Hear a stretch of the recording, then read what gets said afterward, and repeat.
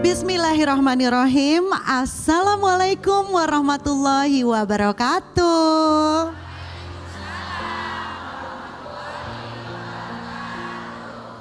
Selamat datang kembali tentu saja di kajian kesayangan kita bersama dengan Ustadz Ahilman Fauzi. Kajian hati, tenangkan hatimu. Dan alhamdulillah kita semua bisa berkumpul bersama di Masjid Al-Muslimun Bogor.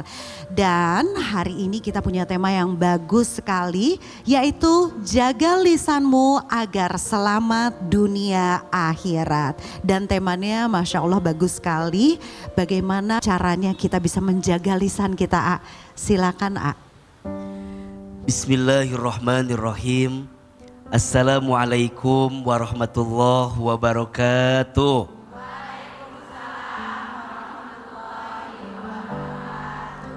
Bunda, di antara yang harus kita jaga dalam tubuh kita adalah lisan.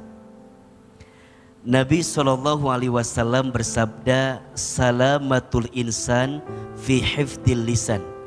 Selamatnya manusia itu tergantung lisannya. Ketika lisan ini mengeluarkan kata-kata, jika yang keluar adalah kata-kata baik, pasti mendatangkan kebaikan. Tapi jika yang keluarnya adalah kata-kata buruk, maka yang didapatkannya juga pasti keburukan. Maka dalam hadis yang lain Nabi SAW bersabda, man kana yu'minu billahi wal yaumil akhiri falyaqul khairan aw liyasmut. Barang siapa yang beriman kepada Allah dan beriman kepada hari akhir, berkatalah yang baik atau diam. Satu peluru mungkin hanya bisa menembak satu kepala, tapi satu kalimat yang keluar di lisan kita jika menyakitkan bisa menyakiti ribuan kepala. Maka hati-hati dengan lisan, apalagi mohon maaf perempuan. Kata Nabi SAW, nanti banyak perempuan yang akan masuk ke dalam api neraka. Salah satunya karena perempuan itu tidak pandai menjaga apa? Lisannya. Apa di antara dosa lisan? Satu, gibah, membicarakan kekurangan orang lain. Dua, fitnah, menyakiti orang lain dengan menuduhnya. Tiga, mohon maaf, julid. Ada orang yang depan kita kayak baik, di belakang kita suka ngomongin kita. Ada yang begitu? Mohon maaf, lebih dari itu izin. Banyak istri yang kalau ditanya sama suami, kadang jawabannya tidak menyenangkan suaminya. Contoh lain, mohon maaf, tidak sedikit banyak istri yang kalau bicara nadanya kadang lebih tinggi daripada suara suaminya. Ada yang begitu? Mohon maaf, mungkin ada istri yang kalau diminta sama suami tapi nolaknya luar biasa, kadang membantah permintaan suaminya. Maka bicara lisan, disadari atau tidak, begitu banyak dosa yang sering kita hadirkan. Betul? Maka bagaimana agar kita menjaga lisan dengan baik? Satu, sibukkanlah lisan kita dengan berzikir. Lisan yang senantiasa berzikir, insya Allah akan menghadirkan kebaikan hadir. Diberi nikmat, alhamdulillah.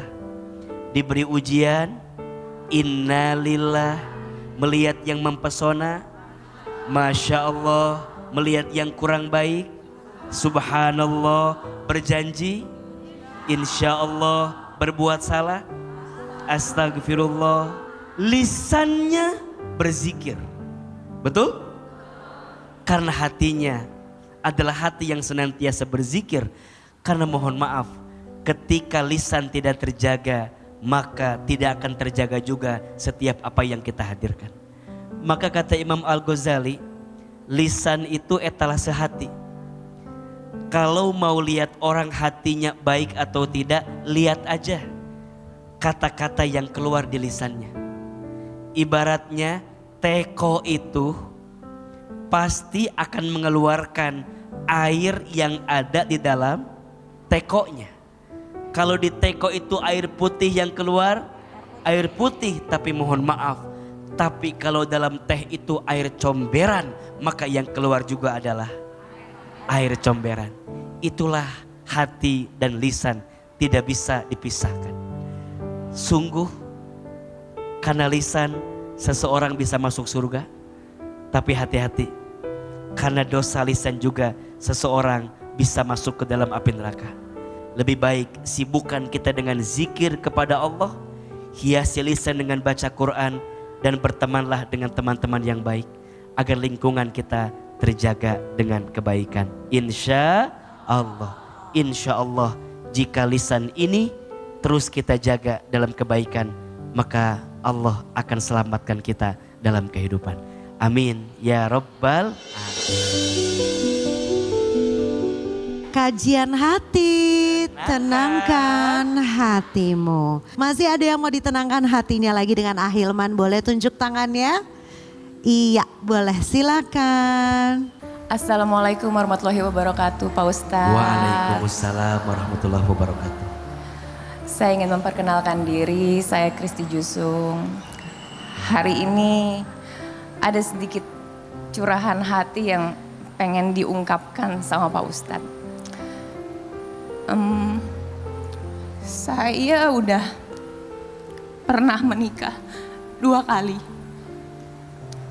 Di pernikahan saya yang pertama, saya memiliki seorang anak laki-laki, Pak Ustadz. Dan alhamdulillah anak saya sekarang udah besar, udah beranjak dewasa, sudah memasuki usia 16 tahun. Tapi ketika saya menikah kedua dan akhirnya gagal. Setelah pernikahan kedua dan sampai detik ini, saya belum berani untuk melangkah ke jenjang pernikahan lagi, Pak Ustadz. Tapi kemarin ketika anak saya sempat berbicara, "Mah, kalau Mama menikah lagi, Bintang setuju. Mama, kalau Bintang pengen banget ngelihat Mama sekarang ini hidupnya lebih bahagia."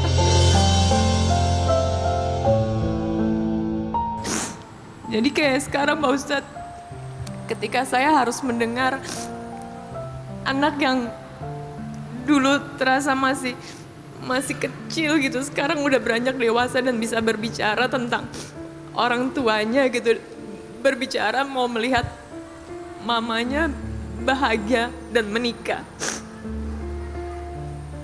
Tapi sampai detik ini, langkah saya untuk melakukan pernikahan lagi, untuk saya menjalani satu hubungan, saya merasa bukan satu hal yang mudah.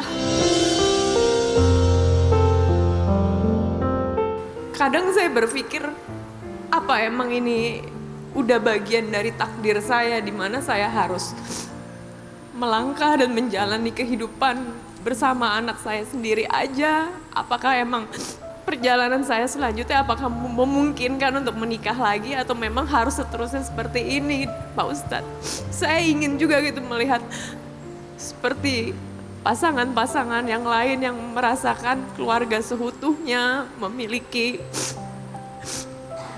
memiliki kebahagiaan. Tapi kenapa untuk diri saya, mengapa semuanya terasa lebih pahit dan lebih berat, Pak Ustadz? Apa yang harus saya lakukan gitu, Pak Ustadz? Saya ambil hikmah dari kegagalan itu, di mana saya menjadikan diri saya menjadi wanita yang lebih kuat lagi. Di satu sisi, saya memiliki seorang anak jadi tanggung jawab saya sebagai seorang ibu dan sebagai seorang bapak juga. Jadi saya lebih memfokuskan diri saya untuk bisa menghasilkan penghasilan yang cukup karena saya ingin melihat masa depan anak saya lebih bahagia daripada saya. Tapi dalam hal namanya saya seorang perempuan, tidak bisa dipungkiri juga gitu kalau saya membutuhkan seorang sosok laki-laki yang bisa ada di samping saya, bisa menjadi teman ketika saya sedih, ketika saya bahagia. Saya butuh itu Pak Ustadz. Di balik kekuatan yang saya tunjukkan, kelihatannya saya baik-baik saja, tapi sebenarnya di dalam hati terasa pahit. Mengapa harus seperti ini gitu Pak Ustadz? Bin, doain mama ya, biar mama bisa melangkah ke jalan yang lebih baik lagi. Insya Allah dengan doanya Bintang, mama bisa punya seorang pasangan yang bisa membuat Bintang bahagia juga, yang bisa bikin mama bahagia juga.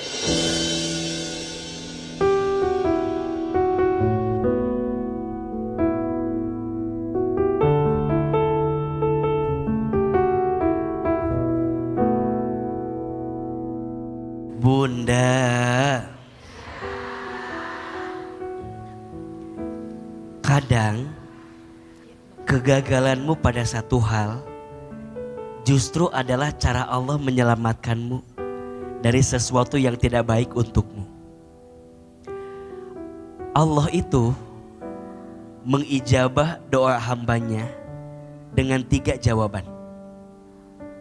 1, yes, Allah memberi sesuai dengan apa yang kita minta. Yang kedua, no, Allah gantikan dengan sesuatu yang lebih baik dalam pandangan Allah. Atau yang ketiga, wait, tunggu. Allah akan berikan setiap apa yang kamu minta, mungkin bukan di waktu yang cepat, tapi di waktu yang tepat. Kegagalan, ketidaksesuaian dari apa yang kita minta dengan kenyataan bukan berarti Allah jahat, bukan. Bukan berarti Allah nggak tahu isi hatimu, bukan. Bukan berarti Allah tidak mendengar doa-doamu, bukan. Allah tahu, Allah lihat, Allah dengar. Tapi pertanyaannya, kenapa dong aku dibikin gagal seperti ini? Agar kamu yakin bahwa semua yang Allah takdirkan itu pasti yang terbaik untuk dirimu. Perhatikan, ada anak kecil main pisau. Bahaya tidak? Bahaya. Kita ambil pisau itu. Pertanyaannya, saat kita ambil pisau itu, apakah karena kita tidak sayang atau karena kita sayang? Karena kita sayang. Kita tidak mau mencelakai anak kita dengan sesuatu yang berpotensi membahayakan anak kita. Sama dalam hidup. Kenapa Allah harus membuat takdirku seberat ini? Harus gagal berumah tangga 2 kali. Harus disakiti berkali-kali. Kadang Allah sengaja mengambil itu karena Allah ingin siapkan kebaikan untukmu daripada sesuatu yang tidak membahagiakan untukmu. Jadi buat ketika ditanya, apakah ini takdir buat saya? Iya. Tapi apakah takdir itu bisa dirubah? Bisa. Takdir itu kan ada 2. 1 ada takdir mubrom, 2 ada takdir muallak. Takdir mubrom itu ketentuan Allah yang kejadiannya tidak melibatkan usaha manusia. Contoh, kita tidak bisa milih orang tua kita siapa. Itu semua hak prerogatif siapa? Allah. Tapi ada yang kedua namanya takdir muallak. Ketentuan Allah yang kejadiannya melibatkan usaha manusia. Jodoh, rezeki, pekerjaan, itu diusahakan. Maka nanti Mbak Kristi dan untuk semua yang pernah gagal dengan rumah tangganya, jangan pernah membuat kesimpulan seakan-akan Allah menakdirkan ini untuk kita dan kita tidak bisa merubahnya. Jangan. Takdir ini terjadi iya, tapi ke depan masih bisa kita usahakan untuk bisa mendapatkan kebahagiaan. Dan mohon maaf, banyak kok orang yang sebelumnya di pernikahan sebelumnya gagal, kemudian dia bertemu dengan yang baru, kemudian bahagia. Ada atau tidak? Ada. Ustadz, aku pengen buru-buru menikah dengan yang sempurna di usia 25 tahun. Bukankah Bunda Khadijah bertemu dengan Baginda Muhammad yang sempurna di usia berapa tahun? 40 tahun. Aku pengen nikah langsung punya anak. Bukankah Nabi Ibrahim harus menunggu puluhan tahun untuk bisa punya anak? Tapi ideal menurut Allah kadang tidak sama dengan pandangan mata kita. Mbak Kristi, gagal yang kemarin bukan berarti Allah tidak baik. Boleh jadi Allah menunda kebaikannya dengan menggagalkan rumah tanggamu yang sebelumnya, yang mungkin sebentar lagi Allah siapkan kebahagiaan yang sesungguhnya. Kita tidak pernah tahu apa yang Allah rencanakan kita ke depan, betul? Yang Allah minta, ketidaktahuan itu isilah dengan prasangka baik sama Allah. Karena takdir Allah terlalu berharga untuk dicurigai dengan kegelisahan hati di hati kita. Ana inda dhonni abdibi, sesungguhnya aku sesuai prasangka hambaku. Apa yang hambaku sangkakan, itulah yang akan aku berikan. Titik depresi, titik terberat itu ketika menjalani kehidupan harus sendiri. Itu bukan satu hal yang mudah. Karena banyak juga orang yang berpikir, siapa sih yang mau jadi janda? Siapa sih yang mau gagal dalam pernikahan? Gak ada. Dan ketika banyak orang yang berbicara miring tentang status janda, agak menyedihkan sih gitu. Terus ya sebenarnya posisi status janda itu kan bukan keinginan dari aku ya, tapi ya memang kata Pak Ustadz ya itu sebuah takdir yang memang harus aku lalui gitu.